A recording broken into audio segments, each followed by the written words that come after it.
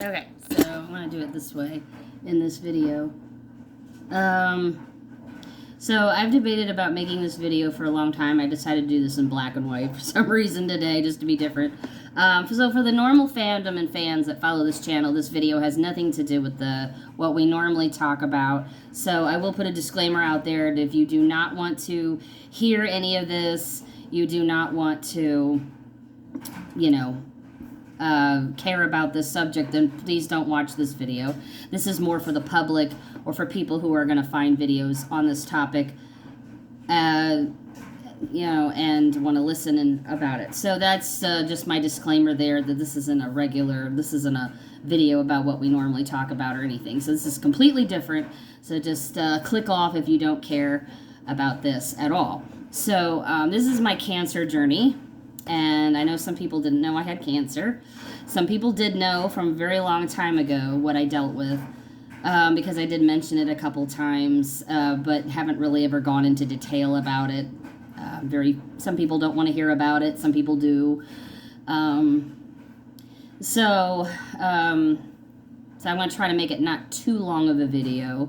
I kind of want to do maybe a little bit more of a shorter version of it, not leave it for people to ask questions that they do want to know in case I missed something, or you want me to comment something more. Anything negative will get deleted. I do not want any negativity in the comment section at all. But I will answer questions for if anyone finds this for either. It's going to be mostly female. That is what we're dealing with here. It's a female cancer.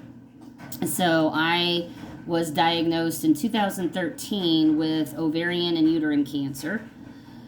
Stage 1, which is pretty rare to find it in that stage. I found out later. I didn't even know what it was, and didn't know, again, how in the world did I get this, and didn't know that it's normally found at stage 3.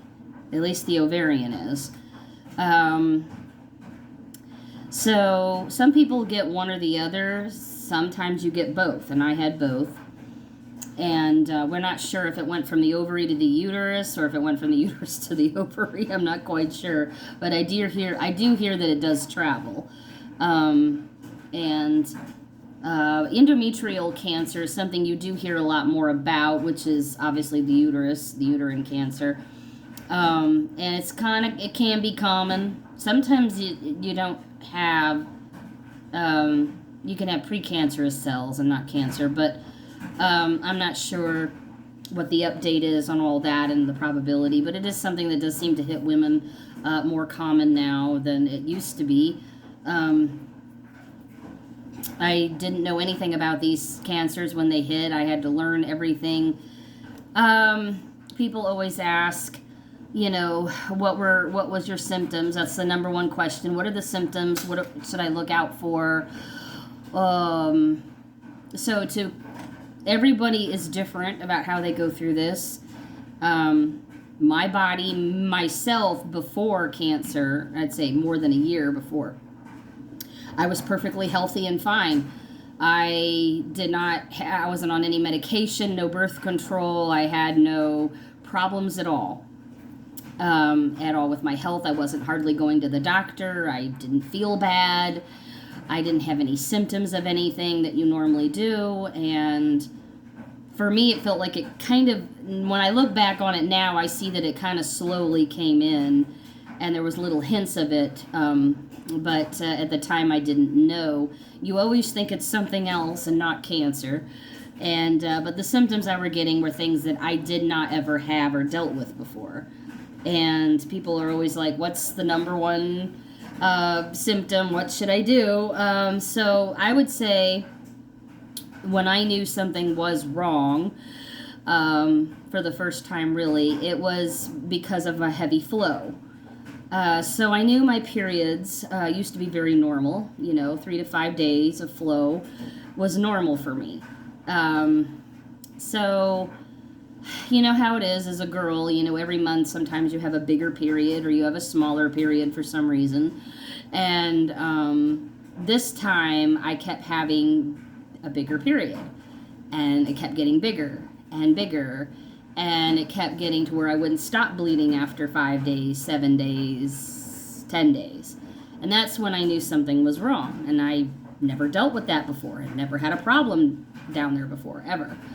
And I went several months just keep thinking it was going to get better, and we're just going through a phase, or maybe I'm going to be one of those rare young people that were flushing out what's left of my periods, and I'm going to be done with them early in life because I never had a baby. I was never pregnant. Maybe I would thought that, I'd be done early or something for some weird reason. And, but I was just way too young. I was only 34. There was probably no way that would happen, and it was a very rarity if it did. So I went to the doctor. I was feeling very, very tired.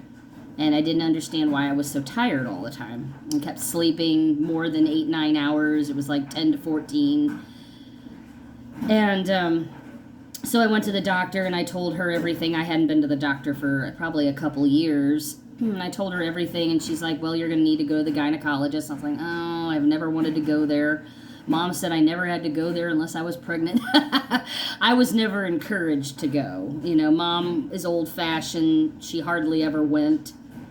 And never told me I needed to go. She thought it was just a place you go only if you're pregnant and need to be checked out or something like that. So it wasn't like, it wasn't encouraged, and I can't say that going all the time is going to help, but, or going every year. But she took a blood test and said, okay, after we're done, we'll, see how you're feeling, and go to the gyno anyway. Suggested that you'll have to go for that, tell them, about your flow and find out why you'd be bleeding so heavily, and not stopping. So, they called back probably 24 hours later, told me I was anemic, which I had no clue. I was like, what is that? I didn't even know, never been anemic before. They said, oh, you're very low on iron, you have almost no iron in your system. I said, how could that happen? She says, it's from all the bleeding. I said, oh. She says, you lose iron that way. And because you bleed so heavily, you've lost almost all your iron, and that's why you're so tired all the time, because you've lost so much of it with your bleeding. I said, oh, I didn't know that. Never had anything like that ever happen before. And I was like, okay, so you'll have to go to a hematologist and get on iron supplements, and they'll take care of it from there. So there was two more places I gotta go. So I go to the gyno, and we go through all that scenario again, and tests and checkouts, and we did a regular ultrasound on the stomach, and was told I had a yeast infection. I thought, okay, maybe it's that. Maybe that has something to do with it. I don't know. It's common. Told me we'll get an antibiotic for it. But when they did the ultrasound, they said that said it looks like your lining is not shedding properly. I'm like, what is that? I don't know what that is. I was never... and said, it looks like there's some polyps in there. And I said, what's that? And they didn't really tell me. It just said some gross. And I thought, okay, I've never heard of that before. So they talked to the doctor again and said that, we have to do a procedure, and it's... that's the only way we're going to know, because we have to go up in there with a camera, and we have to see what all's going on and suck all this out. And I'm like, oh, geez. And it's kind of like a colonoscopy for your vajayjay, basically. You're put out. They have a camera with a rod that goes in there, and they look around, and they snip all the polyps off and suck everything out that shouldn't be in there. And... then they pathology the stuff or whatever they take, and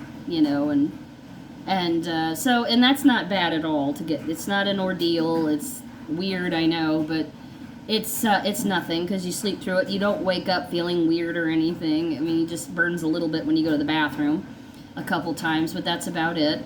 And then you wait for the results. And when the doctor calls back right away, it's never a good thing. So the doctor calls again really quickly and says, let's make an appointment, come back in. And I'm like, okay, this is not good news then. This is something I never dealt with before, because I never ever had anything wrong at the doctor's. Tests, nothing. I never had a broken bone, never even had surgery. I knew something was wrong when they kept calling me back in, and I'm thinking, uh-oh. I never thought cancer. It was like the last thing on my mind because I just had no clue that you could even get it down there. I didn't understand it, you know. I still don't really. So she calls me in, and I could tell she was beating around the bush.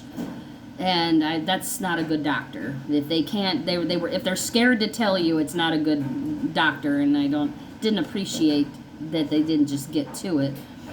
But they show you the pictures of what they did, and you're looking at it, and it's like, okay. And I could tell by the way she was saying there was so much more in there than we had expected, and we cleaned you all up really well. And I was like, I looked at the thing, and then it finally hit me, and I thought, she told me I had to have a hysterectomy too.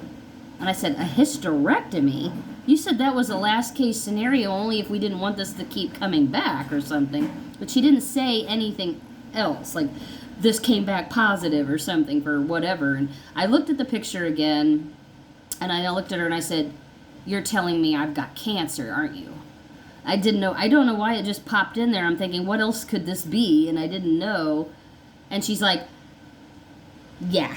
Like, she just was so not wanting to tell me. I don't know if they were scared to death to tell me or what. I don't know why. But just really was trying to avoid it, which actually that made me more mad and upset. And I was like, your whole world, as you know it, is gone, never to return after that. Your old self dies, and this panic sets in silently, you know, and you're sitting there going, I've got cancer? I've got cancer. You know, and that's all you can think about all the rest of the day anyway. And they're like, yeah, you tested for precancer and cancerous cells with the polyp tumors. And I said, yeah, and I said, what is a polyp? She says, well, it's a nice word for a tumor. I said, oh, if you'd have told me that, I would have known right away what you were talking about. I thought it was a pimple or something. I didn't understand. Growth, a cyst, pop it, get rid of it. You know, you don't know. I just never heard this stuff before. We just didn't have to deal with it in my life, my family, anyone around me, nobody. So you didn't know. And you're certainly not going to go look it up and read it, you know. So I'm like, feel like a, you know, dum-dum having to hear all this for the first time and asking questions, and they're looking at me like I should have known all this before. I'm like, no. You know, I'm like, huh? What is going on? So anyway, I'm panicking and I'm going, okay, wait a minute. What's happening? How bad is it? You know, that's the next thing you say. And she's like, oh, don't worry. She says, it's okay. We caught it early. It's a stage 1. She says, you have to have the hysterectomy and you'll be fine. You'll probably have to have chemotherapy. And I'm like, oh. So you're done. Your old self, you are over. It's over. You can't think about anything else for the rest of the day. And then I had to go tell my parents, which I hated having to do, because all they did was stand there and scream and bawl. So that makes you feel 10 times worse. And then you're like panicking. You don't know what to do. You don't know if you're dying. You don't know what's really going to happen. Are they telling you the truth? How did this happen? This is not what I thought was wrong with me, you know. Then just because you do have those symptoms doesn't always mean it is cancer. Sometimes it's a fibroid, a cyst, which I wish it had been, or something that they could have just gotten rid of. And you're done, gone, it's not cancer. But of course not. It had to be that. So, and he couldn't feel anything. Like I said, it was just, you know, a little more achy, crampy around the periods, and the periods were just very heavy, and then being very tired, but that was due to the iron. That was really my main symptoms. There really was nothing else.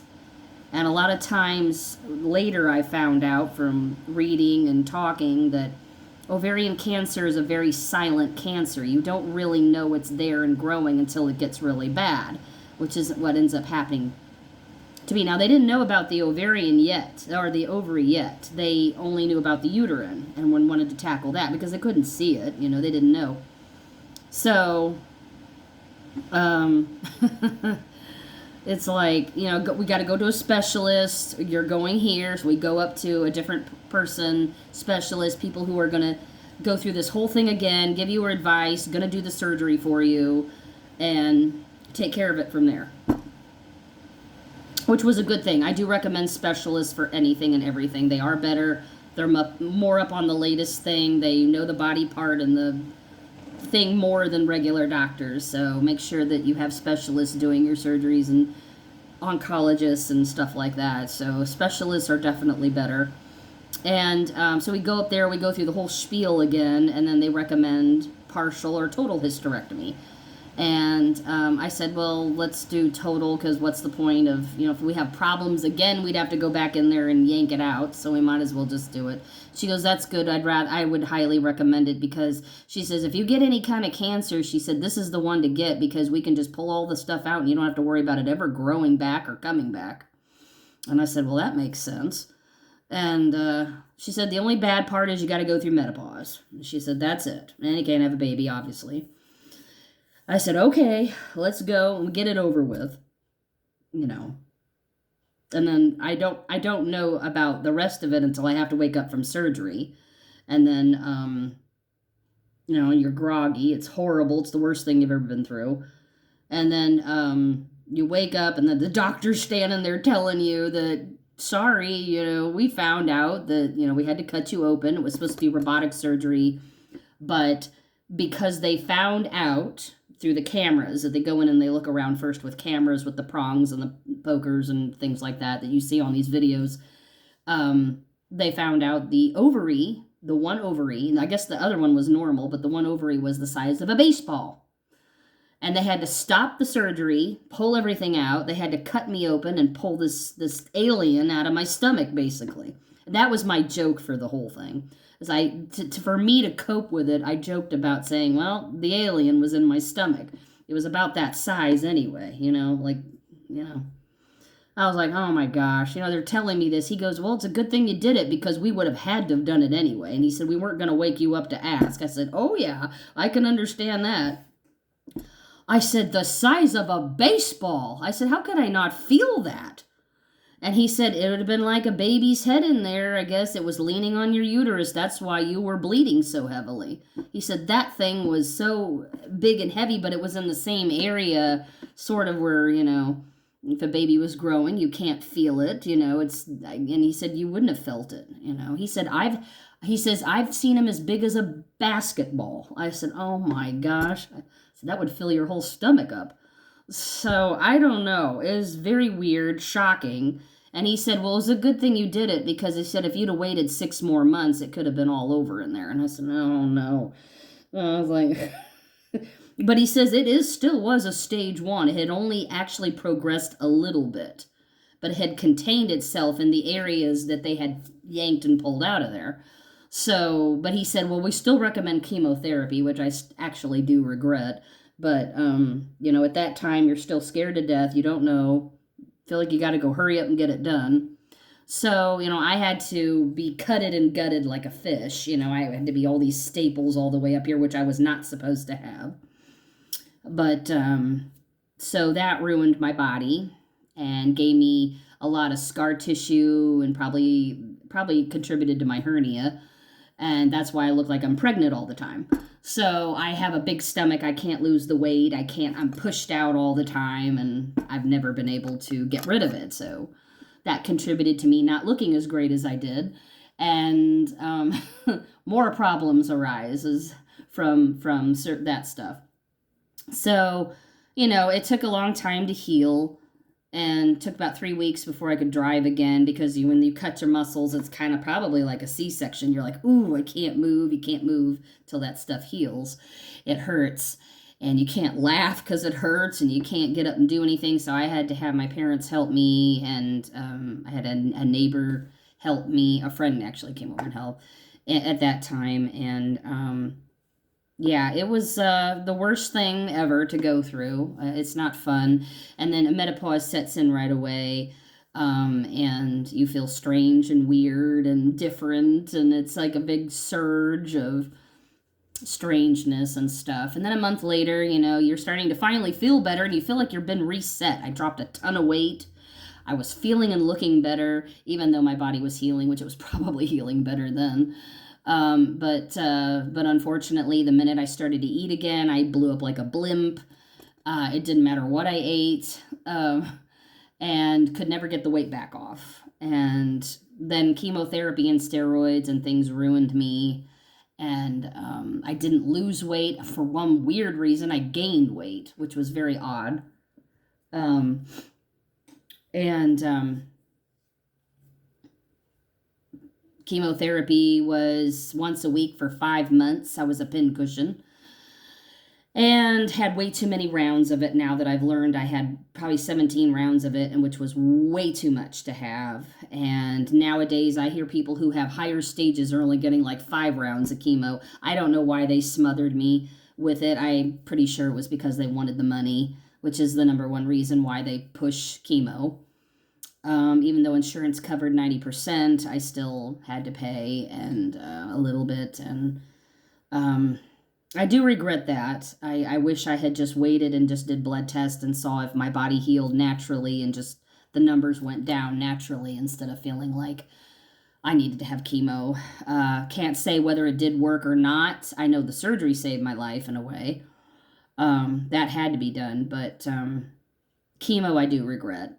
I regret the damage it's done to me. I wish I could go back and just say, let's just wait and see if the numbers drop naturally.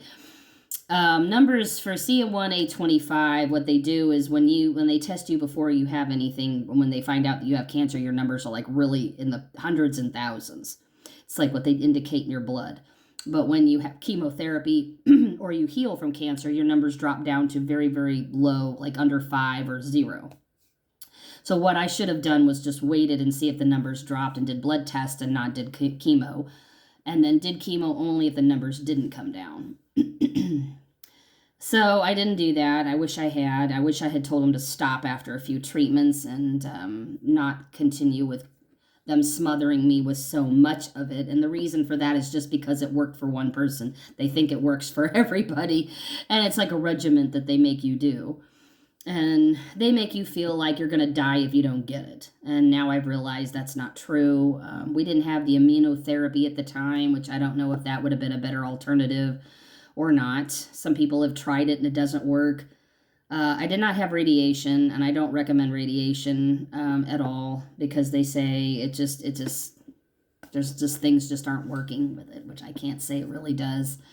I can't say whether it helped or not. It may have a little bit, but I don't know if it was what I should have done because, it damages you, and they don't tell you that. They never tell you to go get therapeutics during and after chemo. They don't tell you the damage it's going to do. Like, it damages your joints and your nerves because chemotherapy is like gasoline around the sort of the sleeve around your nerves. It like burns it away. So that's why you have joint and aches pains and things, and you got to keep moving so things feel better and you ache more. There's been people who have said they've got tingling and numbness in their feet from the chemo, which luckily I didn't get that, but I know it caused some kind of problem that I'm seeming to deal with more now than I did then, which is weird. But what did help, though, was therapeutics. Massages, saunas, acupuncture, chiropractor, believe it or not. That stuff helped. The joint pain went away. The acupuncture reset my system neurologically a little bit and helped with blood flow. So even if you're scared of needles, you got to deal with it. It is not bad at all. It is not scary. It is not horrible. You do get a slight buzz from an acupuncture. Chiropractor made me feel like $1 million. And massages and saunas will detox you a little bit. Get it while you are having chemo. You will feel better. Get it after chemo. I waited till after to get anything done because they didn't recommend it. And I needed to feel good again. I felt lousy. You're sitting too much. You're laying down too much. Even if you're distracted, which is a number one thing you do want while you're going through this, is you do want to be very distracted. It keeps you from feeling depressed. It keeps you from feeling lonely. It makes you feel like you're not panicking, wondering if you're going to die, no matter what they tell you. And it's a feeling that is hard to get to go away. You spend the first 2 to 4 years in anxiety mode, kind of. You're going to the doctors all the time. You get so used to it, you feel like you can't live without them. You feel like you live from blood test to blood test. You're You're nervous about your blood pressure. You're nervous about anything that starts to happen. You're like, I don't know, is it menopause? Is it chemo? Is it something else? It's another cancer's growing now. You don't know because you were so surprised and tricked before. You think, uh-oh, now what's happening? I didn't feel it before. Maybe I won't feel it again the next time, and I'm scared to death. And that's how cancer is. It can be very sneaky and very silent and quiet. And they told me that this kind of cancer, at least ovarian, is not caught till stage 3. So that makes, and usually it's worse by then. So that's why a lot of women sometimes don't survive it. At that time, the numbers I don't think were as good, but now the numbers are much better for ovarian. And I'm not hearing about it as much as I did, which is good. Because I think women are going to the gyno a little more often. They're getting maybe CAT scans and MRIs more often now, like the colonoscopy. I can't say I recommend that as much, but I did have several of those done. But it's the fact that you go from never going to the doctor, which is a big no-no, to going too much, to then you got to get back to the balance, And that's something I needed to learn, that you just can never not go to the doctors. You have to have those blood tests. You have to check yourself, no matter how young, no matter how, even if you feel wonderful and great, like I had, then it slowly creeped up on me, and then I didn't catch it, and I could have caught it sooner, and don't know if it would have made any difference or not, but that's something I did learn, and so I always go to the doctors now every year, and the doctors are like all the time after chemo or after, everything. You go every 3 months, and then it's every 6 months, and it's always once a year, and it will stay like that to where the only person I don't think I'm going to, and I had to go to the iron doctor, hematologist, because they wanted to, and this is another side note, they wanted to put me on, well, obviously iron, but the iron they kept giving me would not get my levels up. So we kept taking it, whatever they had prescribed me, pick it up for free, whatever. And it wouldn't work. We kept going in. I'd even take this little stuff from the store, it's got the sulfur in it, I hate that kind. And I would take theirs, and the pills were completely different looking. And I kept going in, and they're like, your numbers aren't going up. I'm like, you may have to have an iron transfusion or something, because we can't get your levels up. I said, well, why aren't they going up naturally? I don't know why they dropped so much in the first place, even though I had bled it out, actually. Must have been years and years of iron leaving my body every time I had a period or something. I don't know. And, of course, it was more and more before, when you had the problems. But still, I was like, why am I losing iron? So we could never figure out why my body won't retain iron anymore. And it still doesn't. I have to take iron, like, every day or often enough to where I have to keep my levels up, because I did test it to where once we finally did get the levels up, I didn't take it for like 6 months, and my levels dropped way down again. And so they said, well, you have to stay on it. You're most likely going to have to take it all the time for the rest of your life, because for some reason my body won't retain it anymore. Don't know if it was like that before cancer or not, but I had been tired, but, I've done a lot of testing, but what I found out, what got my levels up, was I found out what they prescribe, unfortunately from the doctors, is all synthetic vitamins. It's not organic vitamins. And I tested this, and I tell people this, if you have a problem with any kind of vitamin or whatever, you can try to take their stuff. And if you know that they keep saying, well, your levels still aren't there, and you're still not getting better, and it's been a year or two, it's not working. And you don't even want to wait that long. So what I did was looked up vitamins, and that it doesn't matter what you get at the store, it doesn't matter what brand you choose. I've tried them all, and no, it doesn't matter what the doctor's prescribing, because it's just synthetic stuff. It doesn't have a lot of the real vitamin in it, what the problem is. And the stuff in the store might be a tad better, but it still has too many chemicals and other little things in it that they still don't have enough IU, and you don't always know how much you're really supposed to have. Anyway, I was trying everything, and nothing was working, and then I finally ordered some organic vitamins online, and I tested this. It was right after I got my test result and saying, your iron's still not getting there. I thought to myself, well, what's the point of taking his anymore because it's not working? So I thought, let me get some organic vitamins. We'll test this for the next 6 months. So I took it every day. It was even less milligram than what he was even prescribing, but it was non-constipated kind too, which was nice. And I took it every day for 6 months. I went back in, and guess what? Oh, your numbers are up finally. Yay! What did you do differently? I said, I took organic vitamin instead of yours. He goes, oh. And wouldn't talk about it or wanted to hear about it. But I tell everybody when they ask me about, how did you get your levels up? It's because it needs real organic iron. And the stuff that helps bind it to your system more, which you wouldn't know that, but people that patent the organic ones, they know what it is. They know what you need. Anyway, I proved that it worked. Anyway, I kept taking it. Another year later, he's like, your levels are up. What are you doing again? And then it still takes a long time though, but it took me about 2 years with organics to get my levels back up to where they needed to be. And the guy told me I basically healed myself by taking organic iron instead of taking their stuff. So I tell people that. Don't take the stuff in the store because it's not, unless you have a health food place that maybe has the vitamins that I know work, from the brands that I know that work, you can buy them there. Otherwise, you got to get them online. And anyone that wants to know, I can let you know down below on how to do that. That wasn't the only thing. It wasn't just iron. I found out later that I had very, very, very low vitamin D levels, D3. Not D or D2, forget that stuff. It's D3 only. So again, they prescribed me, I think only 2,000 IU of vitamin D, D2 or something. It wasn't D3 like it should have been. I take it and levels never come up again. I have almost no vitamin D in my system. Then I found out, and I was thinking, what was I doing? Because, I realized I wasn't in the sun anymore. I wasn't tanning. I was working at night, so I wasn't getting the sunlight. And I realized that's how my vitamin D levels went down. You're inside more than we used to be and stuff like that. So I didn't work outside, and, I thought, oh, that must be how it came down.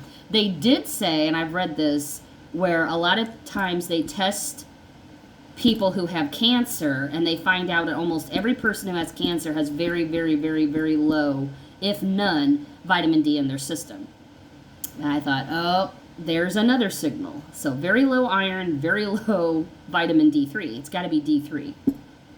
So I looked into that and found out, okay, maybe I need to get organic vitamin D3, not take the doctor's. And I found out that was right too. So when I found out you're supposed to take vitamin D3 only with K2. So when you take that, and I did, and 6 months or a year later, your levels are up for the first time ever. And I thought, aha, now we know for sure it wasn't just a fluke, it is with another vitamin. So organic vitamins that have hardly any chemicals or dyes in them from certain brands and doctors that prescribe, they don't have to describe it, but people talk about them. We got natural doctors we follow online. And that got my levels up, and then I felt much better. And you have to take a little bit more in the winter time than you do. So I realized those were things that were going on. So if you are, suspecting cancer or something, look at your vitamin D levels and see if they're really, really low, and start getting on them. Start taking vitamin C, not too much.